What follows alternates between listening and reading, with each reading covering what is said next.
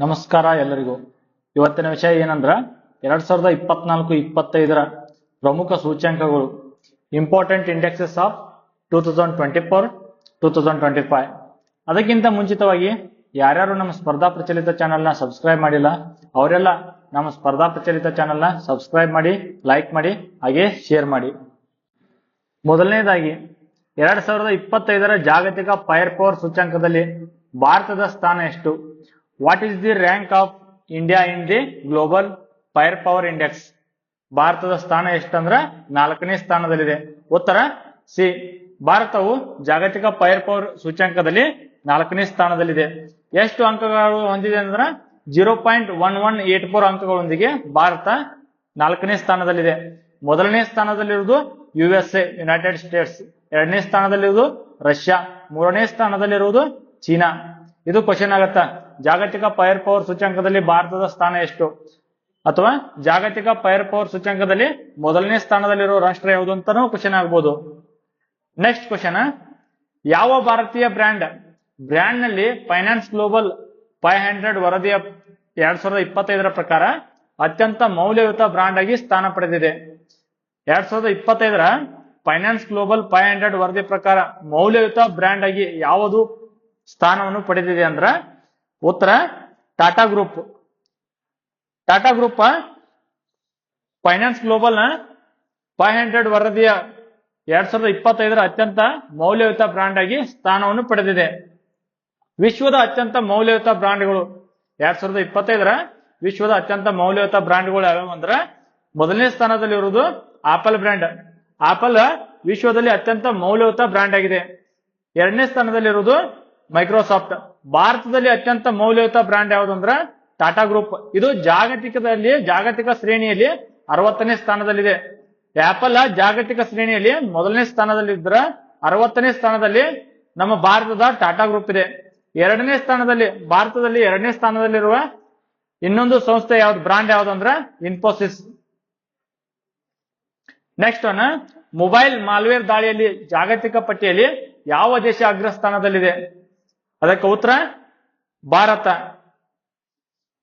Scalar threat labs 2024 ವರದಿಯ ಪ್ರಕಾರ mobile malware ದಾಳಿಯಲ್ಲಿ ಜಾಗತಿಕ ಪಟ್ಟಿಯಲ್ಲಿ ಭಾರತ ದೇಶ ಅಗ್ರಸ್ಥಾನದಲ್ಲಿದೆ. ಮಾಲ್ವೇರ್ ದಾಳಿಗಳಲ್ಲಿ ಪ್ರಮುಖ ದೇಶಗಳನ್ನು ನೋಡೋದಾದ್ರೆ ಭಾರತ ಜಾಗತಿಕವಾಗಿ 28% ಮಾಲ್ವೇರ್ ದಾಳಿಯನ್ನು ಹೊಂದಿದೆ. 2ನೇ ಸ್ಥಾನದಲ್ಲಿರುವುದು USA United States. Next, Forbes ಬಿಲಿಯನಿಯರ್ಗಳ ಪಟ್ಟಿ 2025 ವಿಶ್ವದ ಅತ್ಯಂತ ಶ್ರೀಮಂತ ವ್ಯಕ್ತಿಯಾಗಿ ಯಾರು ಅಗ್ರಸ್ಥಾನದಲ್ಲಿದ್ದಾರೆ? ಯಾರಂದ್ರ ವಿಶ್ವದ ಅತ್ಯಂತ ಶ್ರೀಮಂತ ವ್ಯಕ್ತಿ ಯಾರಂದ್ರ ಎಲಾನ್ ಮಾಸ್ಕ್ ಅವರು. ನೆಕ್ಸ್ಟ್, ಹೆನ್ಲಿ ಪಾಸ್ಪೋರ್ಟ್ ಸೂಚ್ಯಂಕ 2025 ಭಾರತದ ಸ್ಥಾನ ಎಷ್ಟಂದ್ರ ಭಾರತ 85ನೇ ಸ್ಥಾನದಲ್ಲಿದೆ. ಇದು ಕ್ವಶನ್ ಆಗ್ಬೋದು.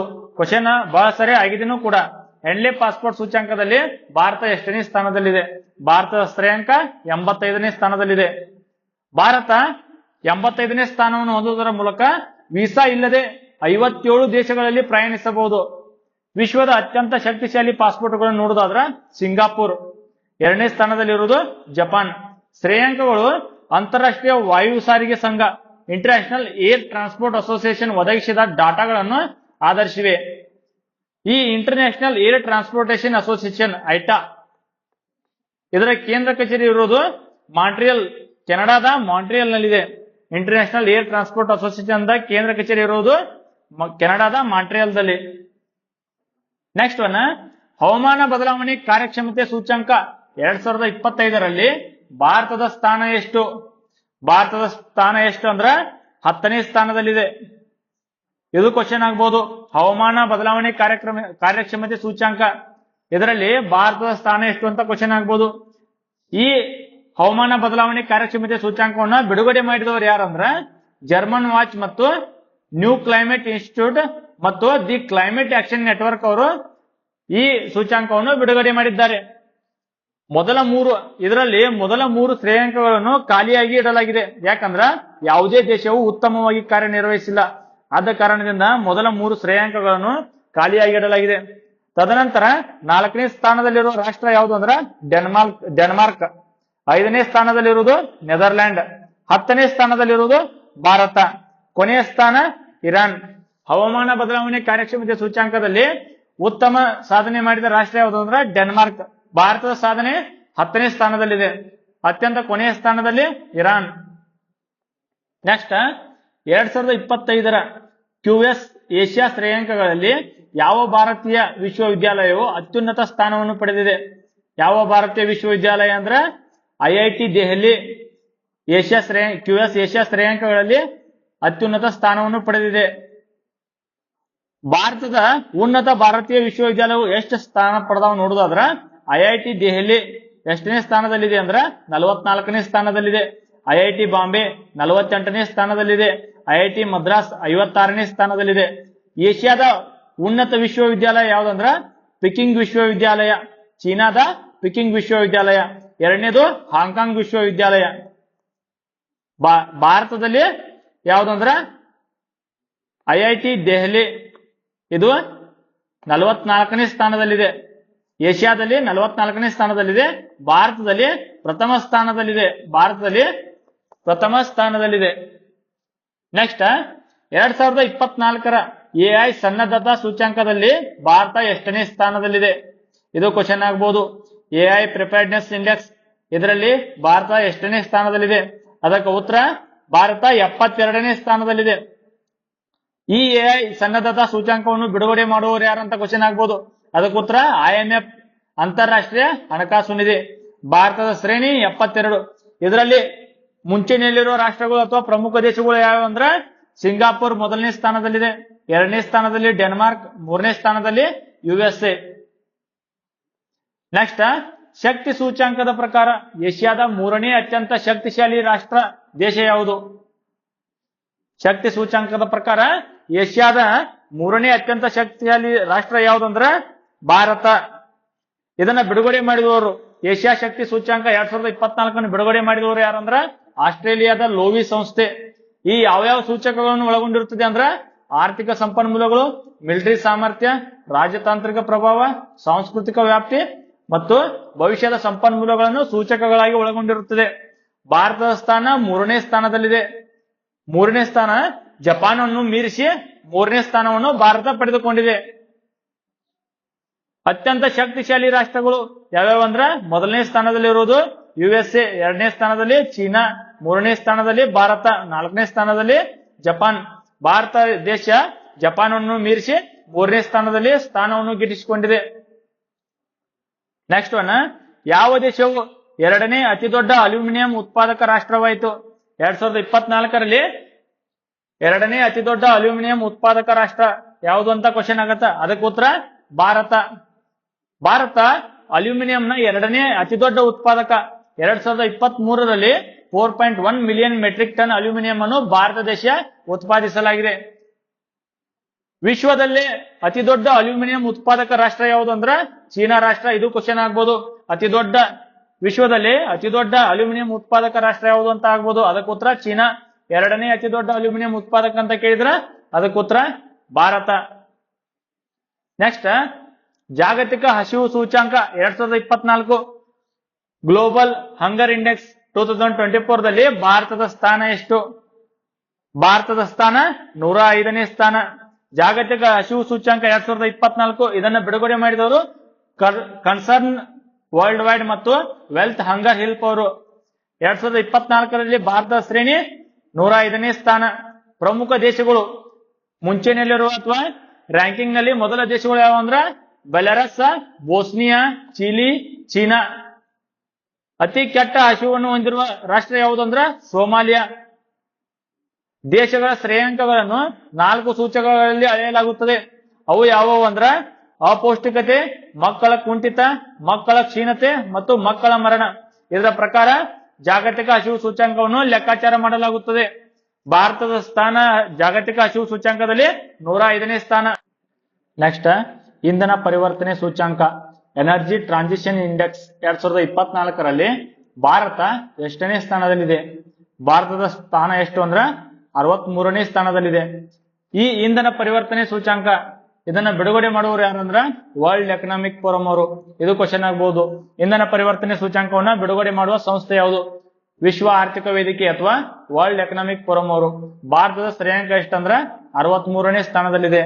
ಇದರಲ್ಲಿ ಟಾಪ್ ದೇಶಗಳು ಯಾವ್ಯಾವ ಅಂದ್ರ ಮೊದಲನೇ ಸ್ಥಾನದಲ್ಲಿರುವುದು ಸ್ವೀಡನ್, ಎರಡನೇ ಸ್ಥಾನದಲ್ಲಿರುವುದು ಡೆನ್ಮಾರ್ಕ್, ಮೂರನೇ ಸ್ಥಾನದಲ್ಲಿರುವುದು ಫಿನ್ಲ್ಯಾಂಡ್.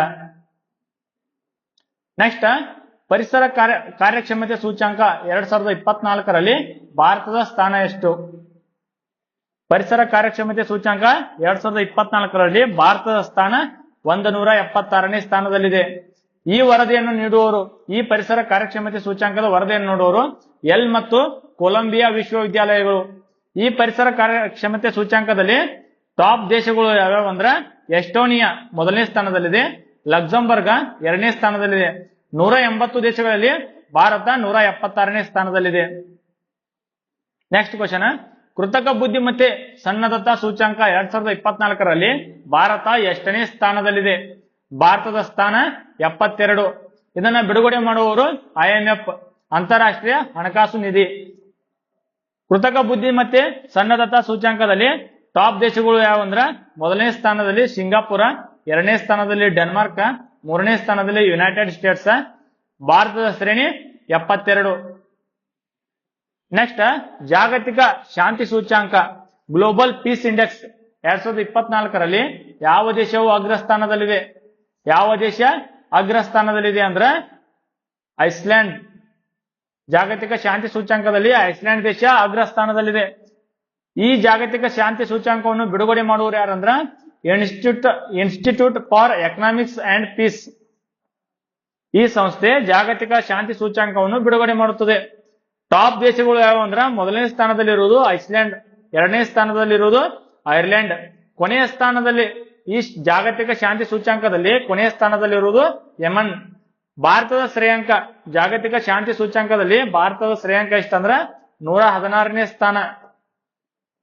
3 ಅಂಶಗಳ ಆಯ್ಕೆ ಮಾಡಿಕೊಂಡು ಜಾಗತಿಕ ಶಾಂತಿ ಸೂಚ್ಯಂಕವನ್ನು ಬಿಡುಗಡೆ ಮಾಡುತ್ತಾರೆ.